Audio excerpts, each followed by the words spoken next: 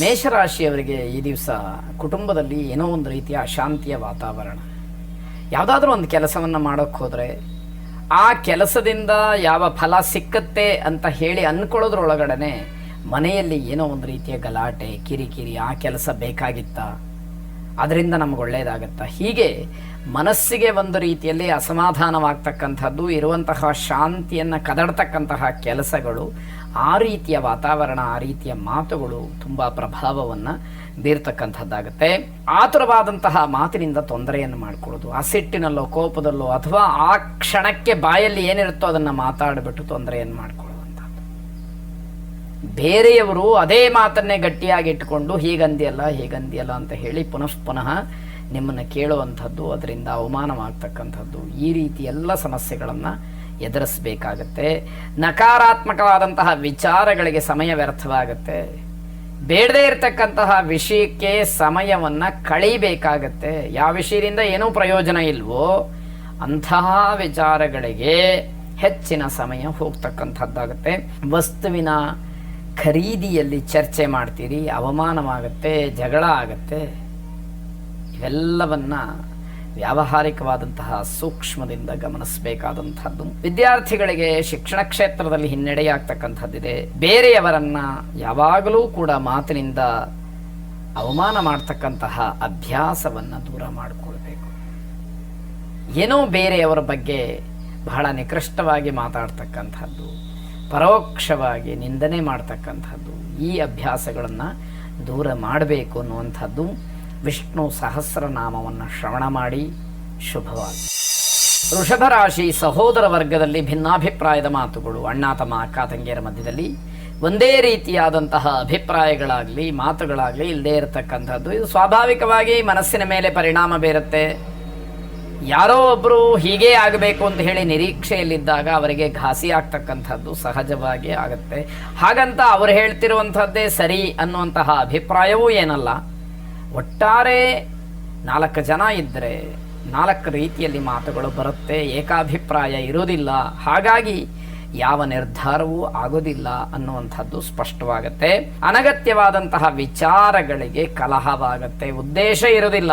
ಆದರೆ ಬೇಡದೇ ಇರತಕ್ಕಂತಹ ವಿಷಯ ಮುನ್ನೆಲೆಗೆ ಬಂದು ಅಲ್ಲಿ ಜಗಳಕ್ಕೆ ಅದೊಂದು ಕಾರಣ ಅಂತ ಹೇಳಿ ಆಗಿ ಆ ಜಗಳದಲ್ಲಿ ಇಡೀ ಸಮಯ ಅಥವಾ ಅಂದುಕೊಂಡಂತಹ ಕೆಲಸವನ್ನು ಬಿಟ್ಟು ಉಳಿದಿದ್ದೆಲ್ಲ ಮಾತುಕತೆಗಳು ಬಂದು ಪರಸ್ಪರವಾಗಿ ನಿಷ್ಠುರವಾಗ್ತಕ್ಕಂಥದ್ದು ಆಗತ್ತೆ.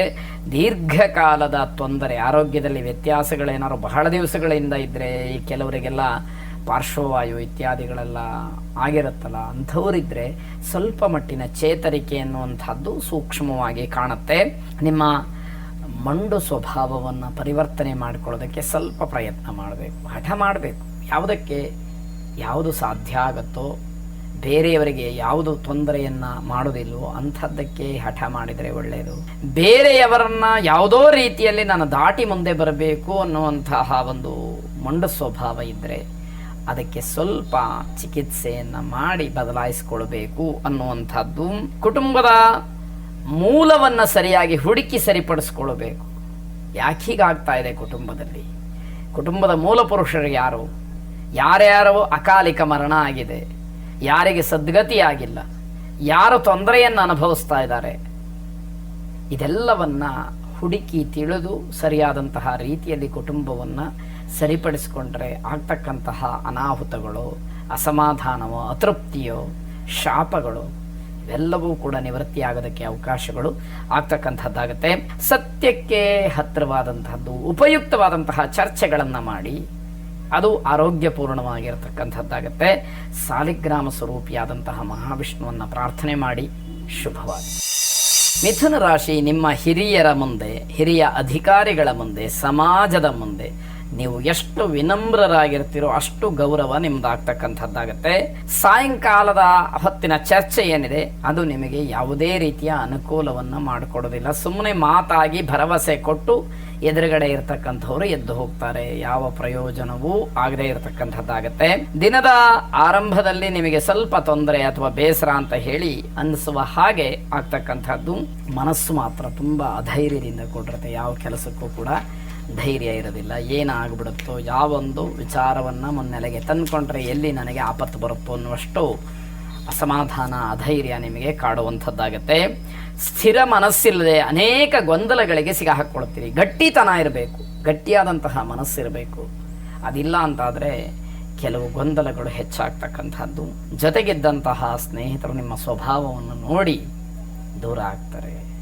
ಏನು ಧೈರ್ಯ ಇಲ್ಲಪ್ಪ, ಇವ್ರ ಜೊತೆ ನಾವು ಹೇಗೆ ವ್ಯವಹಾರವನ್ನು ಮಾಡೋದು ಅನ್ನುವ ಭಾವನೆ ಅವರ ಮನಸ್ಸಿನಲ್ಲಿ ಬರಬಹುದು ಅಂತ ಅರ್ಥ.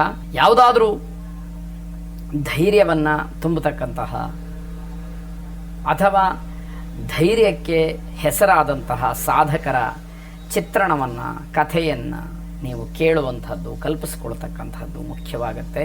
ಭಗವದ್ಗೀತಾ ಶ್ಲೋಕವನ್ನು ಪಠನೆ ಮಾಡಿ ಅಥವಾ ಶ್ರವಣ ಮಾಡಿ ಅಧೈರ್ಯದಿಂದ ಕೂಡಿದಂತಹ ಅರ್ಜುನನನ್ನು ಶ್ರೀಕೃಷ್ಣ ಪರಮಾತ್ಮ ನಿನ್ನ ಕರ್ತವ್ಯದ ಕಡೆ ಗಮನ ಕೊಡು ಅಂತ ಹೇಳಿ ಧೈರ್ಯ ತುಂಬಿ ಯುದ್ಧ ಭೂಮಿಗೆ ಇಳಿಸಿದ ಹಾಗೆ ನಿಮ್ಮ ಜೀವನದಲ್ಲಿ, ನಿಮ್ಮ ವ್ಯವಹಾರದಲ್ಲಿ ನಿಮಗೆ ಧೈರ್ಯ ಬಂದು ನಿಮ್ಮ ಕರ್ತವ್ಯವನ್ನು ಪೂರೈಸ್ತಕ್ಕಂತಹ ಒಂದು ಶಕ್ತಿ, ಸಾಮರ್ಥ್ಯ ಗಟ್ಟಿಯಾಗಲಿ, ವೃದ್ಧಿಯಾಗಲಿ ಅಂತ ಹೇಳಿ ಆ ಶ್ಲೋಕದ ಪಠನೆಯನ್ನು ಮಾಡಿ, ಶ್ರವಣವನ್ನು ಮಾಡಿ.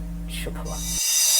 ಕರ್ಕಾಟಕ ರಾಶಿ, ಬೇರೆಯವರ ವಿಚಾರಕ್ಕೆ ತಲೆ ಹಾಕಿ ಅವಮಾನವನ್ನು ಮಾಡಿಕೊಳ್ತೀರಿ. ನಿಮಗಿದು ಬೇಕಾ ಅಂತ ಹೇಳಿ ಪ್ರಶ್ನೆಯಾಗತ್ತೆ. ಹೊಸ ಸಂಬಂಧದ ವಿಚಾರಗಳು ಚರ್ಚೆಗೆ ಬರುತ್ತೆ, ಮುನ್ನೆಲೆಗೆ ಬರತಕ್ಕಂಥದ್ದಾಗತ್ತೆ. ಕೆಲವು ವಿಚಾರಗಳಿಗೆ ನಿಮ್ಮ ಮನೆಯಲ್ಲಿ ನಿಮ್ಮ ಮಾತನ್ನ ಪರಿಗಣನೆಗೆ ತೆಗೆದುಕೊಳ್ಳುವುದಿಲ್ಲ, ಅಂದರೆ ನಿಮಗೆ ಯಾವುದೇ ರೀತಿಯ ಬೆಲೆ ಸಿಕ್ಕೋದಿಲ್ಲ. ಇದನ್ನು ಗಮನಿಸ್ಕೊಳ್ಬೇಕು. ಮಹಿಳೆಯರು ಸೌಂದರ್ಯವರ್ಧಕ ಸಾಮಗ್ರಿಗಳ ಖರೀದಿಯಲ್ಲಿ ಮಗ್ನರಾಗ್ತಕ್ಕಂಥದ್ದು, ಆಸಕ್ತಿ ತೋರಿಸ್ತಕ್ಕಂಥದ್ದಾಗತ್ತೆ. ನಿಮ್ಮ ಕೆಲಸ ಅಥವಾ ಒತ್ತಡಗಳನ್ನು ಬೇರೆಯವರ ಮೇಲೆ ಹೊರಿಸಬೇಡಿ ಅಥವಾ ಬೇರೆಯವರಿಂದ ಅದನ್ನು ಮಾಡಿಸಬೇಡಿ. ಕೆಲಸವನ್ನು ಪರಿಪೂರ್ಣವಾದಂತಹ ಫಲ ನಿಮಗೆ ಸಿಕ್ಕದೇ ಇರತಕ್ಕಂಥದ್ದಾಗತ್ತೆ. ಮಕ್ಕಳ ಬಗ್ಗೆ ತುಂಬ ಎಚ್ಚರಿಕೆ ಇರಬೇಕು. ಮಕ್ಕಳಿಗೆ ತೊಂದರೆಯಾಗತಕ್ಕಂತಹ ಸಾಧ್ಯತೆ, ಸೂಚನೆಗಳಿದೆ. ಅದಕ್ಕೆಲ್ಲ ನೀವೇ ಕಾರಣ, ನೀವೇ ಹೊಣೆ ಅನ್ನುವಂಥದ್ದು ಹಣೆಪಟ್ಟಿ ನಿಮ್ಮ ಮೇಲೆ ಬರುವಂಥದ್ದಿದೆ. ಮನೋಭವ ಮಂತ್ರವನ್ನು ಶ್ರವಣ ಮಾಡಿ. ಶುಭವಾಗಿ. ಸಿಂಹರಾಶಿ, ನಿಮ್ಮ ಮನಸ್ಸಿಗೆ ಸಮಾಧಾನವಾಗ್ತಕ್ಕಂತಹ ಕೆಲಸ ಮಾಡಿ. ನಿಮ್ಮ ಮನಸ್ಸು ಒಪ್ಪಲಿಲ್ಲ ಅಂತಂದರೆ ಬಲವಂತವಾಗಿ ಆ ಕೆಲಸವನ್ನು ಮಾಡಿ ಕೆಲಸದ ಗುಣಮಟ್ಟವೂ ಹಾಳಾಗುತ್ತೆ. ನಿಮಗೂ ಕೂಡ ಪರಿಪೂರ್ಣವಾದಂತಹ ಒಂದು ಗೌರವ ಅಂತಕ್ಕಂಥದ್ದು ಸಿಕ್ಕೋದಿಲ್ಲ. ನಿಮ್ಮ ಮನಸ್ಸಿಗೂ ಸಮಾಧಾನ ಆಗದೇ ಇರತಕ್ಕಂಥದ್ದಾಗತ್ತೆ. ವ್ಯಕ್ತಿತ್ವ ಮತ್ತು ಸ್ವಭಾವ, ಇದರಲ್ಲಿ ಸ್ವಲ್ಪ ಬದಲಾವಣೆ ಅಂತಕ್ಕಂಥದ್ದು ಆಗಬೇಕು, ಆಗಬಹುದು. ಅದಾದಾಗ ಮಾತ್ರ ಉತ್ತಮವಾದಂತಹ ಫಲವನ್ನು ನಿರೀಕ್ಷೆ ಮಾಡೋದಕ್ಕೆ ಅವಕಾಶಗಳು ಹೆಚ್ಚಾಗುತ್ತೆ. ಎಲ್ಲ ಕೆಲಸಗಳು ಕೂಡ ಬಹಳ ಸುಲಭವಾಗಿ ನಡೆಯುತ್ತೆ. ಇದು ಅದೃಷ್ಟ. ಯೋಗ ಇದ್ದಾಗ, ಗ್ರಹಗತಿಯ ಬಲ ಇದ್ದಾಗ ಕೆಲವು ಆ ರೀತಿ ಆಗುವಂಥದ್ದಿರುತ್ತೆ. ಆರೋಗ್ಯದಲ್ಲಿ ಸಣ್ಣ ಪುಟ್ಟ ವ್ಯತ್ಯಾಸಗಳು ಆಗ್ತಕ್ಕಂಥದ್ದಿದೆ. ಮನೆಯಲ್ಲಿ ಗಾಜಿನ ಪದಾರ್ಥ ಒಡೆದು ಹೋಗಬಹುದು, ಆ ಸೂಚನೆಗಳಿದೆ. ಇದು ಅಪಶಕುನದ ಸೂಚನೆ. ಹಾಗಾಗಿ ಯಾವುದೇ ವಸ್ತುವನ್ನು ನೀವು ಉಪಯೋಗ ಮಾಡಬೇಕಾದ್ರೆ, ಒಂದು ಕಡೆಯಿಂದ ಇನ್ನೊಂದು ಕಡೆಗೆ ತೆಗೆದಿಡಬೇಕಾದ್ರೆ ತುಂಬ ಎಚ್ಚರಿಕೆ ಇರಲಿ ಅನ್ನುವಂಥದ್ದು. ಸಾಯಂಕಾಲದ ಹೊತ್ತಿಗೆ ವ್ಯಾವಹಾರಿಕವಾದಂತಹ ವಿಚಾರ ಅಥವಾ ಹಣದ ವಿಚಾರ ಏನಾದ್ರು ಬಂದರೆ ಗಲಾಟೆ ಆಗ್ತಕ್ಕಂತಹ ಸಾಧ್ಯತೆ ಹೆಚ್ಚಾಗಿರುತ್ತೆ. ಸೂಕ್ಷ್ಮವಾಗಿ ಗಮನಿಸಿಕೊಂಡು ವ್ಯಾವಹಾರಿಕವಾದಂತಹ ಮಾತುಗಳನ್ನು ಆಡಬೇಕು ಅನ್ನುವಂಥದ್ದು. ರುದ್ರಮಂತ್ರ ಶ್ರವಣವನ್ನು ಮಾಡಿ. ಶುಭವಾಗಿ.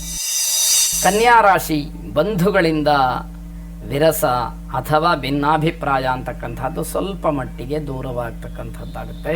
ವಿಜ್ಞಾನದ ವಿಷಯಕ್ಕೆ ಸಂಬಂಧಪಟ್ಟ ಹಾಗೆ ಕೆಲವರಿಗೆ ಕೆಲವು ಗೊಂದಲಗಳು ಹೆಚ್ಚಾಗುವಂಥದ್ದು, ಸೃಷ್ಟಿಯಾಗುವಂಥದ್ದು ಸಾಧ್ಯತೆಗಳಿದೆ. ಮುದ್ರಕರಿಗೆ, ಪ್ರಿಂಟಿಂಗ್ ಮೀಡಿಯಾ ಇವರಿಗೆ ಸ್ವಲ್ಪ ಅನುಕೂಲವಾಗ್ತಕ್ಕಂಥದ್ದು, ಶುಭವಾಗುವಂತಹ ಸೂಚನೆಗಳಿದೆ.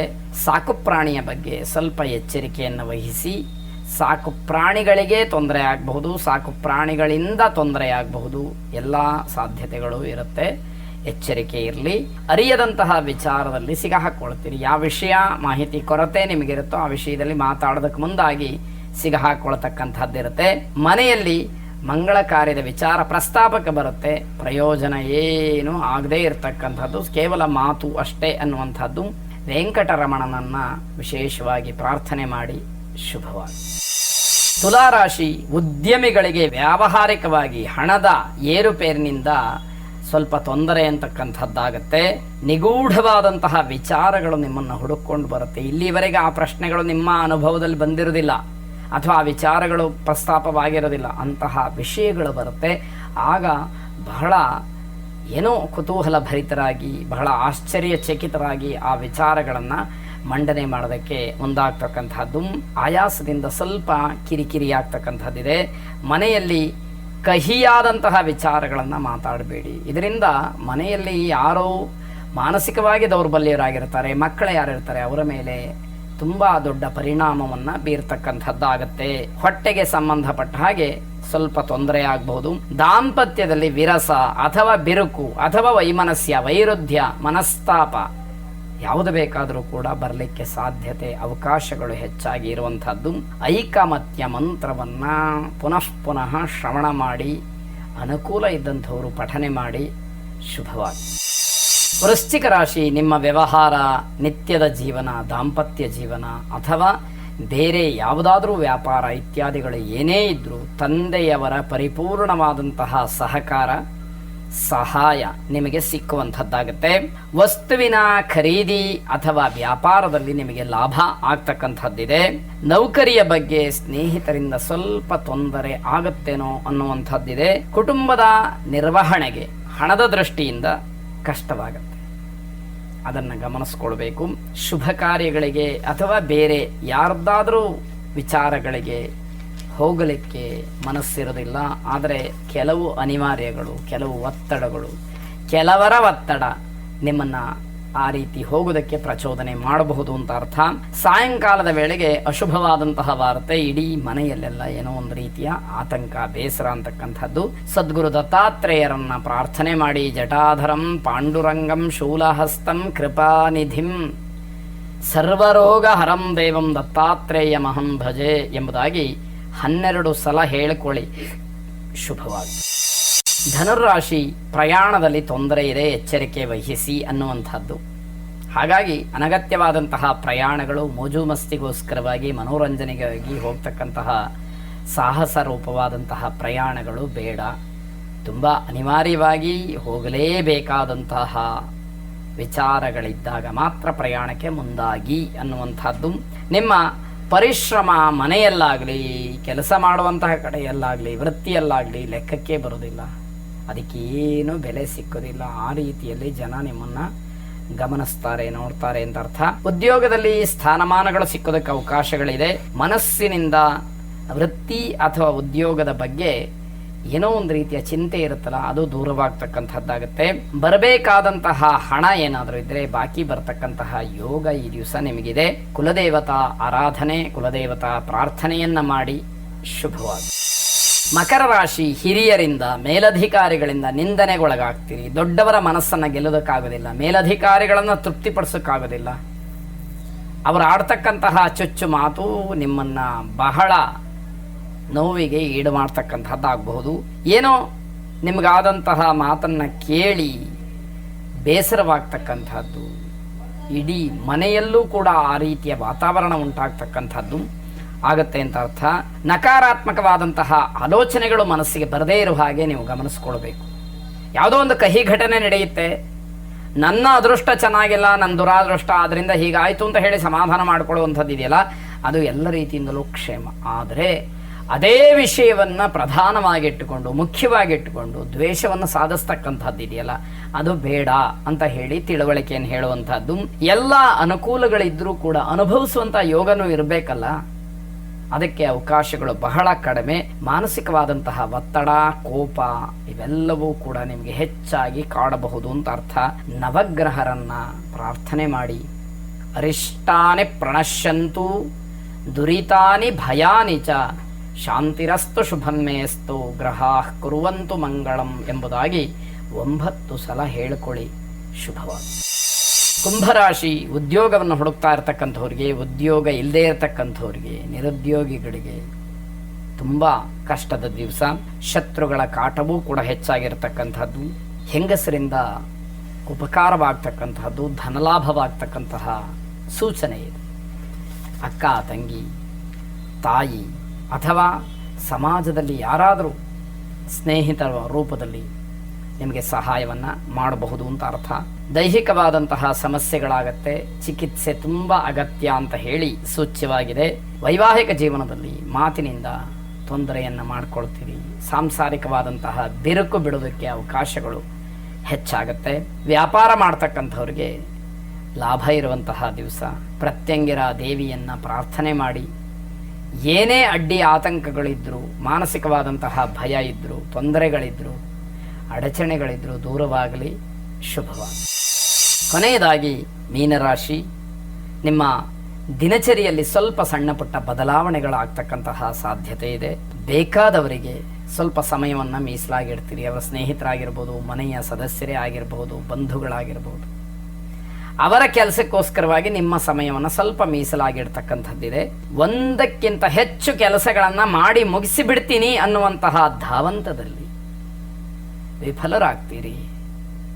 ಹಾಗಾಗಿ ಆ ಪ್ರಯತ್ನಗಳು ಬೇಡ ಅನ್ನುವಂಥದ್ದು ತಿಳುವಳಿಕೆ. ಇಷ್ಟಾರ್ಥಗಳು ಈಡೇರುತ್ತೆ, ಆದರೆ ದುರಾಸೆ ತಪ್ಪಿದ್ದಲ್ವಲ್ಲ, ಏನು ಮಾಡೋದು, ಒಂದಾಯಿತು ಅಂತಂದರೆ ಮತ್ತೊಂದು ಬೇಕು ಅನ್ನುವಷ್ಟರ ಮಟ್ಟಿಗೆ ಮನಸ್ಸು ಇರುತ್ತೆ. ಹಳೆಯ ರೋಗಗಳು ಅಂದರೆ ಬಹಳ ದಿವಸಗಳಿಂದ ಏನಾದರೂ ಶರೀರದಲ್ಲಿ ಸಮಸ್ಯೆಗಳಿದ್ದರೆ ಅದರಿಂದ ಮುಕ್ತಿ ಅನ್ನುವಂಥದ್ದು ಸಿಕ್ಕತ್ತೆ. ಭಾವನೆಗಳನ್ನು ನಿಯಂತ್ರಣ ಮಾಡಿ ವ್ಯಾವಹಾರಿಕವಾಗಿ ಮುಂದುವರಿಬೇಕು. ಭಾವುಕರಾಗಿ ಮಾಡ್ತಕ್ಕಂತಹ ಕೆಲವು ಕೆಲಸಗಳಿಗೆ ಕೆಲವು ಕಡೆಯಲ್ಲಿ ಬೆಲೆ ಇಲ್ಲದೇ ಇರತಕ್ಕಂಥದ್ದಾಗತ್ತೆ. ಚಂಡಿಕೇಶ್ವರನನ್ನು ಪ್ರಾರ್ಥನೆ ಮಾಡಿ, ಶುಭವಾಗಲಿ.